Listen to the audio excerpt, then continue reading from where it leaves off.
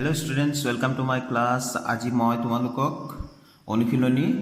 10.2 question number 1 2 3 এই ভিডিওটোত কৰাই দিম ঠিক আছে তো প্ৰথম কোৱেশ্চনটো আমি লৈছো ইয়াত দিয়া আছে এটা বিন্দু কিউৰ পৰা এটা বৃত্তৰ স্পৰ্শকডালৰ দৈৰ্ঘ্য 24 cm আৰু কেন্দ্ৰৰ পৰা কিউৰ দূৰত্ব 25 cm বৃত্তটোৰ ব্যাসাৰ্ধ হ'ল 1 2 3 4 চাৰিটা অপচন দিয়া আছে এ বি সি ডি তো এই অপচনটোৰ ভিতৰত কোনটো শুদ্ধ হ'ব হেতু উলিয়াব প্ৰথমতে স্টুডেন্টস মই বৃত্ত এটা আঁকি থৈছো দেখা পাই আছা তো ইয়াৰ স্পৰ্শকডালৰ দৈৰ্ঘ্য বুলি কৈছে তো স্পৰ্শক এটা আঁকিব লাগিব স্পৰ্শকডালৰ দৈৰ্ঘ্য 24 cm বুলি কৈছে তো মই আঁকি ললো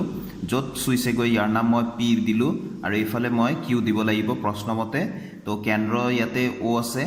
তো কেন্দ্ৰৰ পৰা আকৌ এই কিউ বিন্দুটোৰ দূৰত্ব বহি বিন্দু এটাৰ কথা কৈছিলে এই কিউ বিন্দুটোৰ দূৰত্ব আমাক দিয়া আছে কিমান 25 cm ঠিক আছে এটো 25 cm তো আমি ব্যাসাৰ্ধ এডাল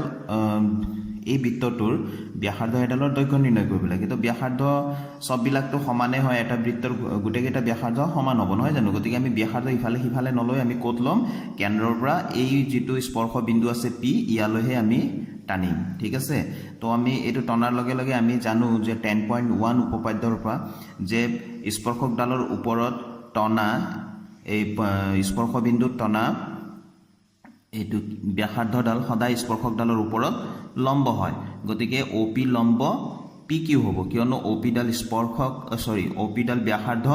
আৰু QP হৈ গল স্পৰ্শক ঠিক আছে গতিকে এটো এটা সমকোণী ত্ৰিভুজ এটা পালোনে সমকোণী ত্ৰিভুজ হয় যদি আমি পাইথাগোৰাছৰ উপপাদ্য মতে আমি OP ৰ মান উলিয়াব পাৰো হয়নে OP মানে ব্যাসাৰ্ধৰ মান উলিয়াব পাৰো পাইথাগোৰাছৰ সূত্ৰটো কি আছিল এতিয়া আমি পাইথাগোৰাছৰ সূত্ৰটো আছিল এতিয়া 90 ডিগ্ৰী আছে 90 ডিগ্ৰীৰ বিপৰীত বাহুটো সদায় অতিভুজ গতিকে অতিভুজৰ স্কয়াৰ পাইথাগোৰাছৰ সূত্ৰ মতে অতিভুজৰ স্কয়াৰ ইকুৱেল টু বাকি দুটা বাহুৰ স্কয়াৰৰ যোগফল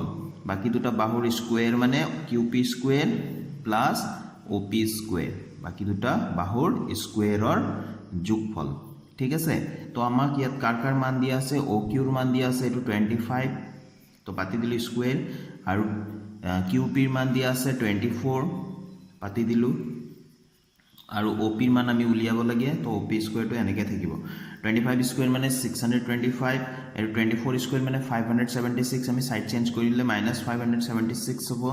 তোমালোকে পূৰণ কৰি চাবা তো OP স্কয়াৰ তো মই OP স্কয়াৰ সমান OP স্কয়াৰ এটো মই এফালে প্ৰথমতে লিখি ললো আৰু সমান চিনটো মাজত দিলু এটোৰ পৰা এটো মাইনাস কৰিলো কিমান পাম 49 পাম ঠিক আছে তো ইফালে আমি সমীকৰণ এটা যিকোনো এফালে যদি আমি স্কয়াৰটো যদি উঠাই দিও আনফালে আমি ৰুট ওভাৰ চিনটো দিবই লাগে বৰ্গমূল চিনটো 49 আৰু 49 মানে তো আমি জানোই কিমান হয় 7 স্কয়াৰ হয়নে তো 7 স্কয়াৰ মানে স্কয়াৰ থাকিলে ৰুট ওভাৰটো ক্যান্সেল হৈ যাব তো প্লাস মাইনাস 7 আহিব যেহেতু OP ডাল দৈৰ্ঘ্য হয় এডাল ব্যাসাৰ্ধৰ দৈৰ্ঘ্য গতিকে অকল প্লাসৰটো লিখিলে হ'ল 7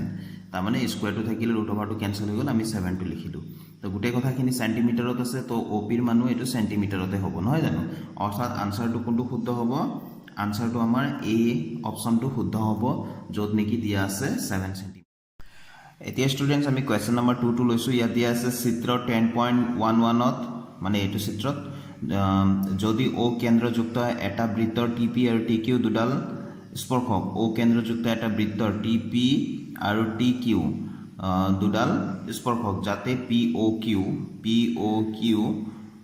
110 ডিগ্ৰী তেন্তে PTQ উলিয়াব লাগে ঠিক আছে তো এটোতো আমি মুখে মুখে সহজতে কৰি দিব পাৰো এডাল যেহেতু স্পৰ্শক আৰু স্পৰ্শ বিন্দুত কেন্দ্ৰৰ পৰা টনা এই ৰেখাখণ্ডডালক আমি কি কয় এটো বৃত্তৰ ওপৰত যেটো লাগি থাকে ৰেখাখণ্ডডাল এডাল আমাৰ কি হয় ব্যাসাৰ্ধ তো আমি স্পৰ্শ বিন্দুত এই ব্যাসাৰ্ধডাল টানিলে এটো সদায় লম্ব হ'ব ইয়াত 90 ডিগ্ৰী হ'ব হয়নে তাৰ মানে OPT এটো 90 ডিগ্ৰী হ'ব একেদৰে OQT এফালেও 90 ডিগ্ৰী হ'ব হয়নে তো এটো এটা চতুৰ্ভুজ দেখা পাই আছা চতুৰ্ভুজ এটাৰ চাৰিওটা কোণৰ যোগফল সদায় 360 ডিগ্ৰী তো 360 ডিগ্ৰীৰ পৰা এই 90 ডিগ্ৰী আৰু এফালৰ 110 এই গুটেকেটা এই তিনিটা কোণ যোগ কৰি পেলাই মাইনাস কৰি দিয়া হেতু আনসাৰ হ'ব ঠিক আছে তো আমি এনেকৈ আমি পটাপট আমি কৰি লব পাৰো কিন্তু আমি কেতিয়াবা এটো 2 নম্বৰীয়া কোৱেশ্চনটো আহি যাব পাৰে গতিকে কৰি দেখাব লগা হ'ব পাৰে গতিকে মই এটো কৰি দেখাই আছো ঠিক আছে তো মই ইয়াত কিছুমান কথা লিখি লৈছো দিয়া আছে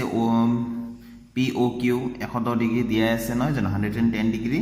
OP ব্যাসাৰ্ধ আৰু TP স্পৰ্শক OP ডাল ব্যাসাৰ্ধ আৰু TP স্পৰ্শক বুলি কৈছিলে গতিকে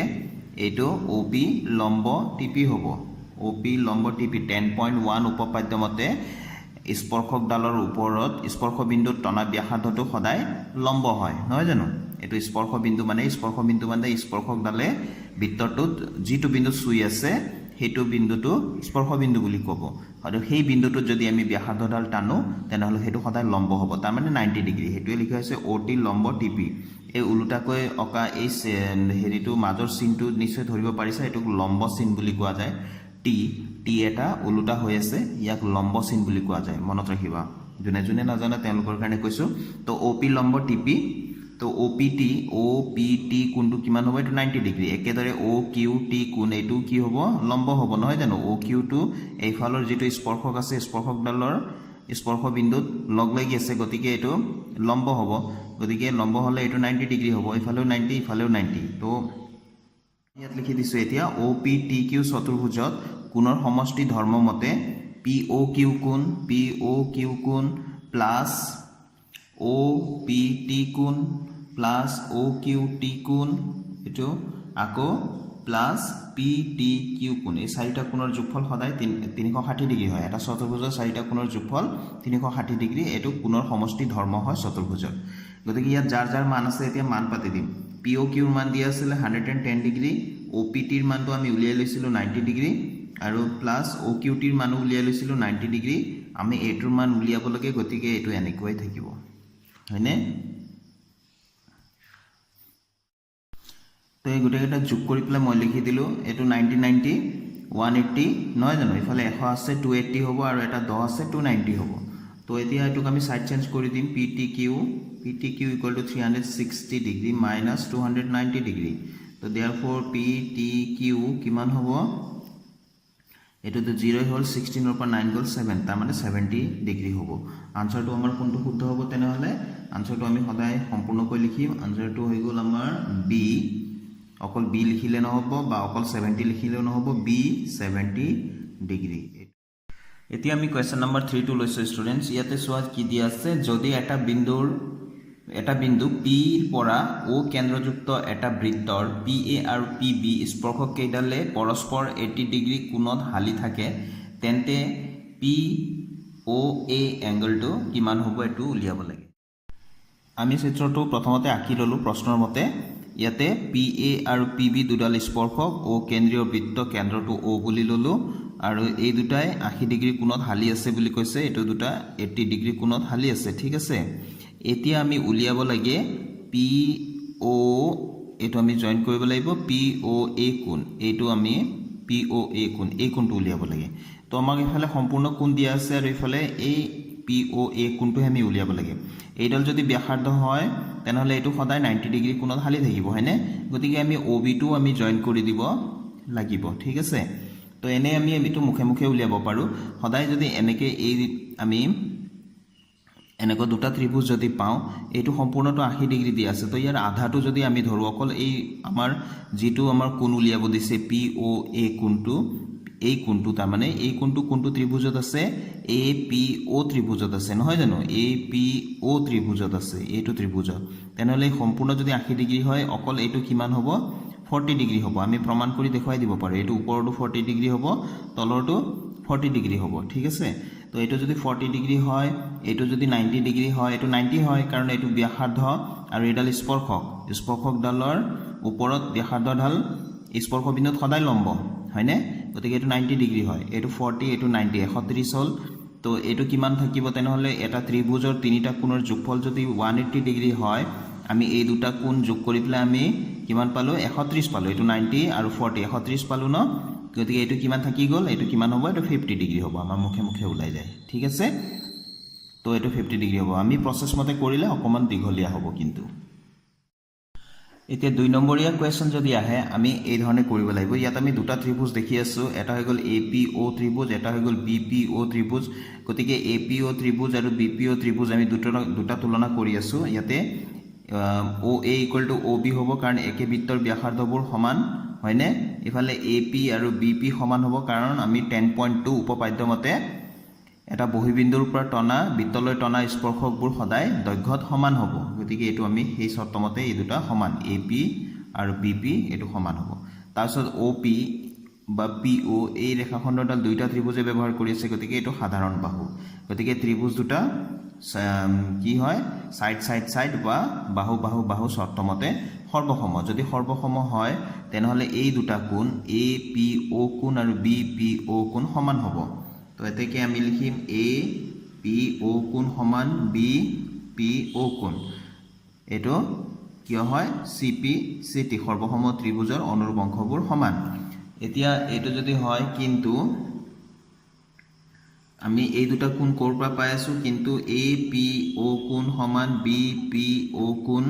সমান কি হয় দুইটাই কিন্তু কাৰ আধা হয় সম্পূৰ্ণ APB কোণৰ আধা হয়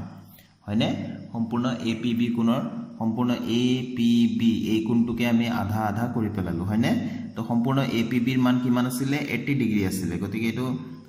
ইনটু হাফ ইনটু APB মানে কিমান আছিল 80 ডিগ্ৰী আছিল 80 মানে এতিয়া আমি কাটি দিলো 40 হৈ গল তো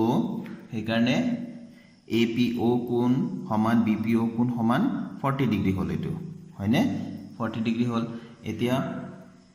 যেহেতু OA লম্ব AP OA মানে এই ব্যাসাৰ্ধডাল এই স্পৰ্শকৰ ওপৰত লম্ব হ'ব স্পৰ্শ বিন্দুত নহয় জানো তো এতেকে আমি কি লিখিম OAP কোণ এটো দেখা পোৱা নাই OAP কোণ ইকুৱেল টু 90 ডিগ্ৰী হ'ব হয়নে এটো OAP কোণ কোনটো আমি চিত্ৰত চাও OAP কোণ এটো 90 ডিগ্ৰী হ'ব যেহেতু ব্যাসাৰ্ধডাল স্পৰ্শকৰ ওপৰত লম্ব হয় গতিকে এটো 90 ডিগ্ৰী এতিয়া ইয়া ত্ৰিভুজ APO কোণৰ সমষ্টি ধৰ্ম মতে OAP কোণ প্লাস APO কোণ প্লাস POA কোণ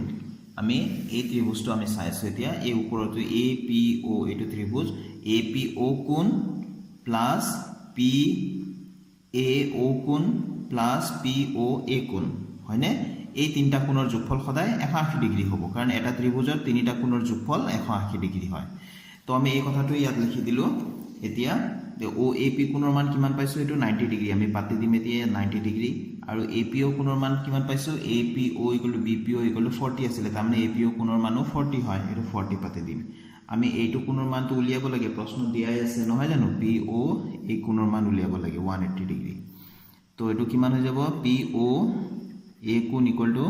180 ডিগ্ৰী এই দুটা প্লাস কৰি প্লাস সাইড চেঞ্জ কৰি দিলো মাইনাস 130 ডিগ্ৰী তো এতেকে PO A কোণ ইকুৱেল টু কিমান হৈ যাব 50 ডিগ্ৰী তো এটো 2 মাৰ্কস বা 3 মাৰ্কস থাকিলে হে ইমান দিগলিয়া কৰিম নহলে মই প্ৰথমতে জেনেকে কলো ঠিক সেই ধৰণে তোমালোকে আনসাৰটো উলিয়াবলৈ চেষ্টা কৰিবা তো আনসাৰ এটো কিমান হৈ যাব কোনটো হ'ব অপচনটো A অপচনটো শুদ্ধ অকল A লিখিলে নহব মানটো লিখিব লাগিব 50